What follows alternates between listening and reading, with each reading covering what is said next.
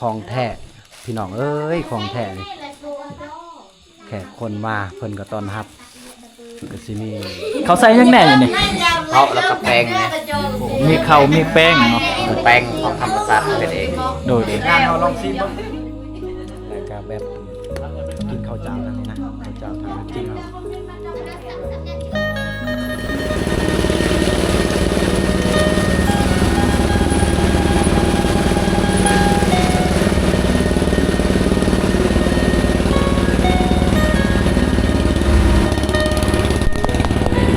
มันคือเรื่องได้เพราะว่ารถคนใดมันขึ้นบ่ได้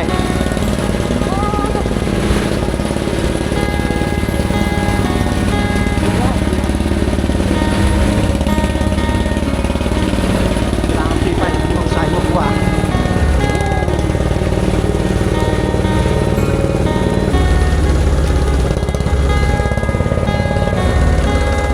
เอาอ่ะคนอ๋อ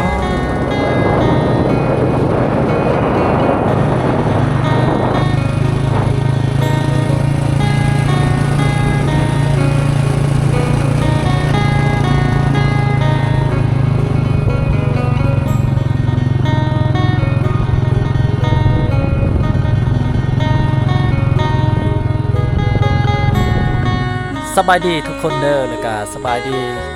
พี่น้องที่อยู่ฟังไทยเนาะที่ได้ติดตามเบาจางเมืองมาตลอด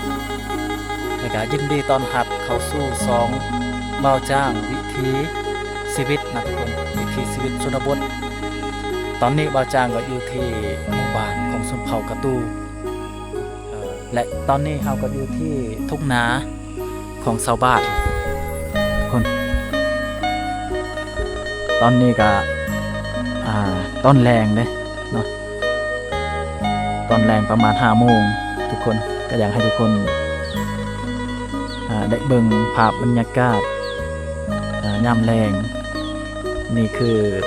ทุ่งนาหมู่บ้านแห่งนี้เขาจะปลูกข้าวเจ้าได้ทุกคนนี่ข้าวเจ้าตอนนี้ข้าวก็เริ่มใหญ่เนาะเริ่มใหญ่เขาก็จะเริ่มเก็บเกี่ยวประมาณเดือน 8 เดือน 9นี่ต้นกับภูเขาสวยๆงามอากาศเย็นดีทุกคนนี่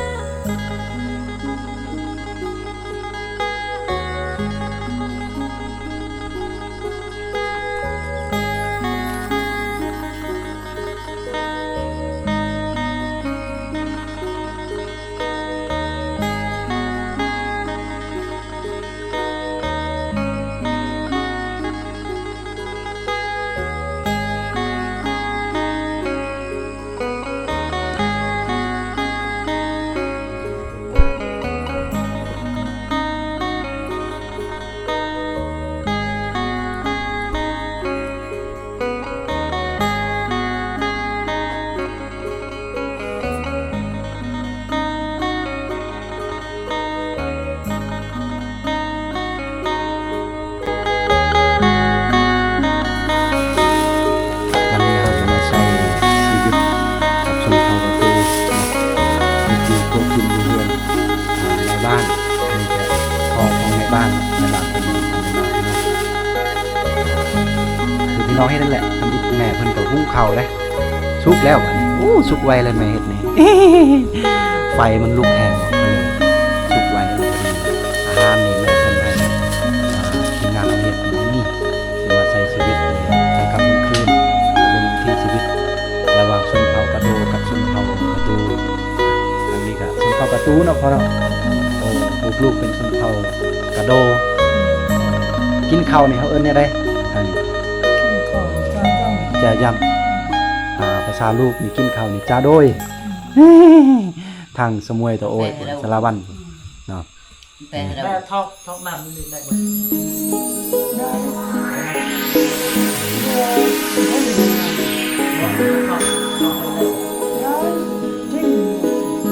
ความหมายของอาจารย์ก็คือสิ่งที่ขึ้นมามีทำเมนูที่ช่างบ่ได้ต้มปลานิ่มจ้ะ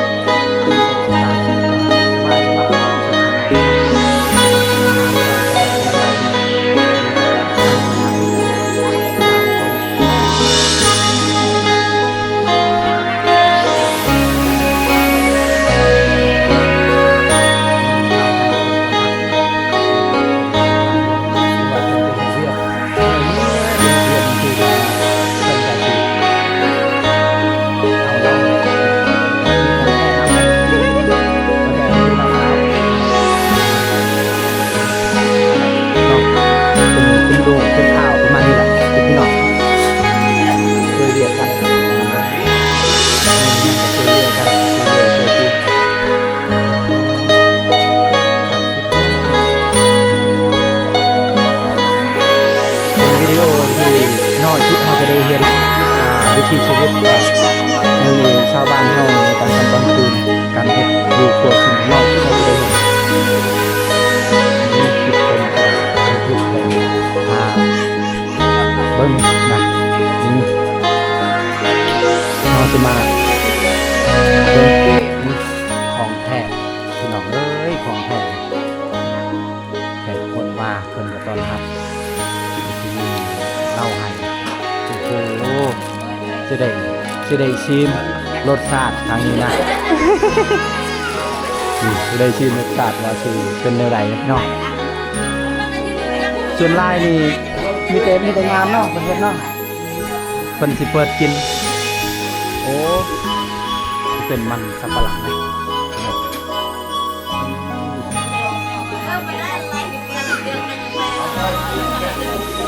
เนาะลองเลยลองรสชาติสิหวานหรือว่าสิ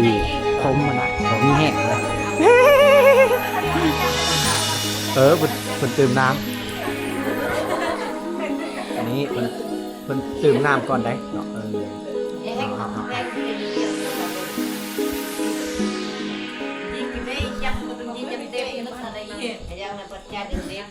เด็กปั๊บ กินมด2โอเนี่ยก็น็อกเติบอยู่ได้เนาะ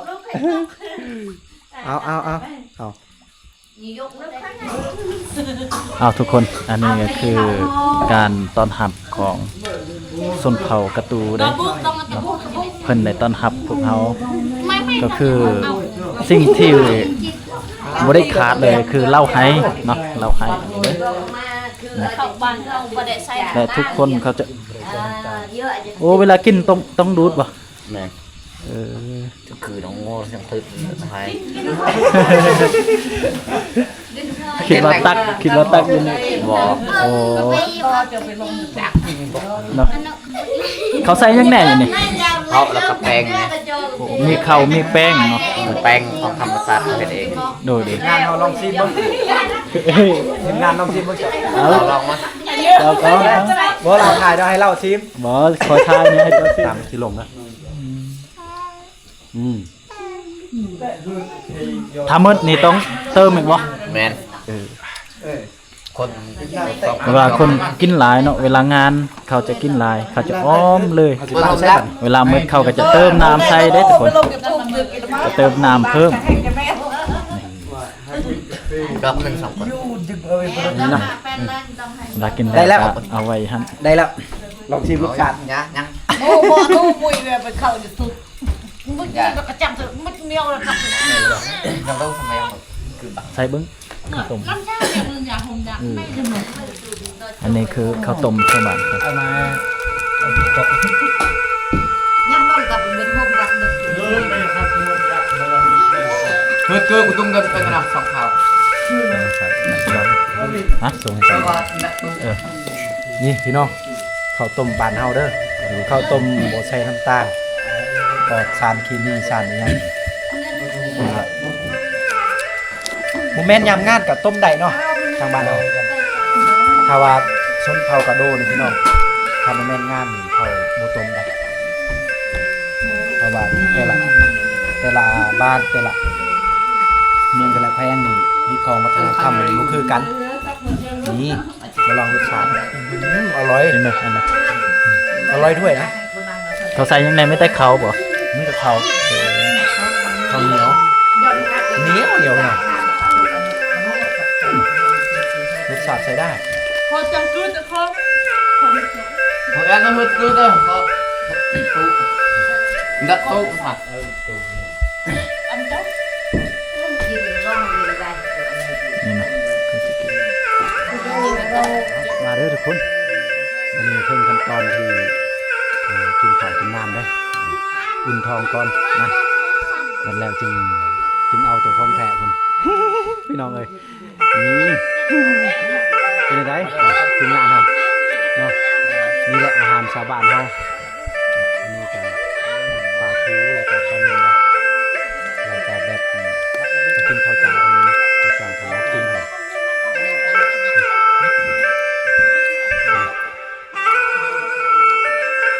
กินหลายคนม่วนได้พี่น้อง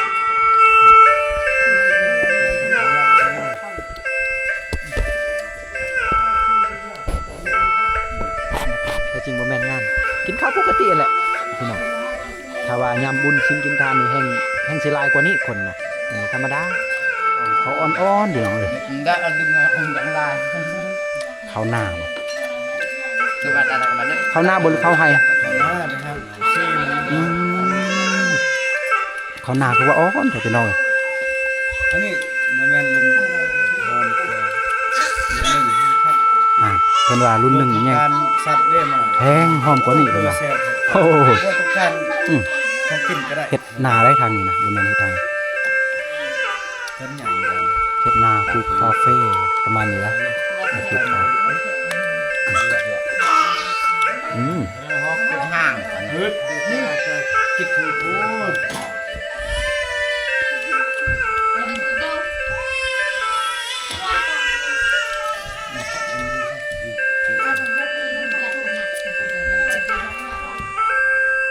นี่คือหมู่บ้าน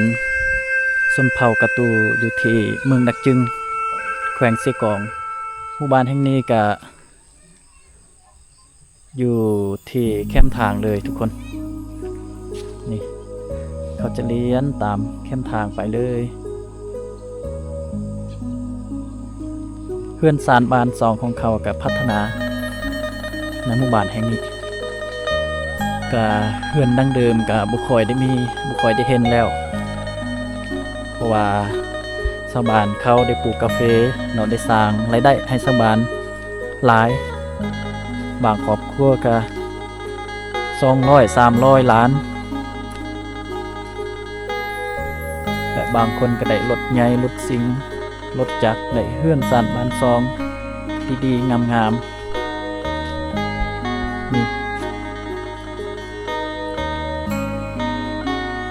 ตอนนี้ผู้คนก็ยังบ่หลายเพราะว่าเขาได้ไปอยู่สวนเนาะไปปลูกกาแฟบางคนก็ได้นอนอยู่สวนบ่ได้กลับมา